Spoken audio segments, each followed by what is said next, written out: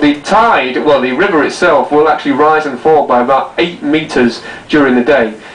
So it goes, at the moment it's right up to the bottom of those green arches there. It'll go right down during the day, especially in the morning. Now if you look, you see these green lions on the sides, on the riverbank here. There's this side and also the other side as well. You'll notice them. You'll see them all the way along here, so don't worry if you can't see them right now.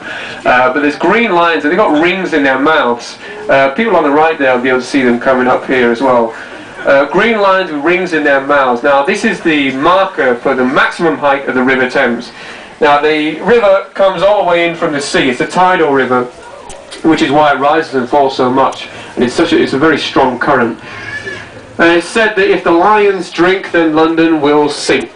Now, fortunately, we're supposed to have the Thames barrier that's meant to prevent this, but you never know. One day, it might flow over a little bit.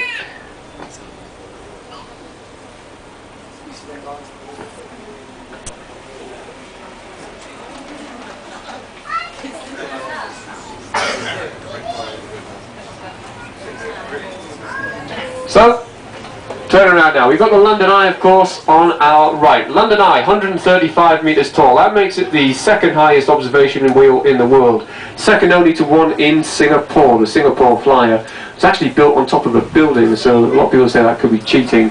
So, London Eye here, 32 fully enclosed capsules. That's one for every borough of London, but they're numbered up to 33, missing out the unlucky number 13. You might also notice as well, above the eye, I think it's probably, oh there it is there, in the middle at the right, we've got the sort of white frame with a capsule missing. You might have noticed it earlier. That's just for anyone who sort of messes around on the boat, complains about ticket prices. We strap you to that, take you around for a couple of rotations. No, I'm only kidding. It's just to replace one that fell off a couple of weeks ago. Again, no, it's not true.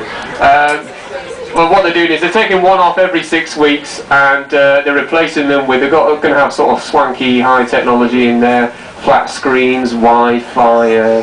I'm not quite sure why you need all of these things. Maybe you want to check your Facebook as you go around or something. Air conditioning in there, that actually works this time, as there was supposed to be air conditioning in the original capsules, but it never worked.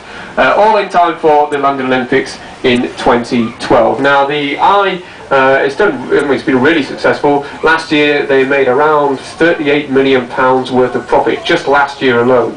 So it's done really well. It was only supposed to be here until 2005, but they've extended the lease because of its success till about 2025. So we're approaching the Golden Jubilee bridges in front of us here, designed to complement the Eye. Well, you can probably tell by the sort of white design, these cables that support the bridges, called the Golden Jubilee bridges because they were completed in the Queen's Golden Jubilee year. Now they run to the left into Charing Cross Station, that bulky building over there. That's designed to resemble a train coming through a tunnel. You'll be able to see it again as we come through the bridges under the old Hungerford Railway Bridge, the one in the middle. Designed to resemble a train coming through a tunnel, built by Terry Farrell in 1992, the top section that is. Now I'm not quite sure whether I can see that myself.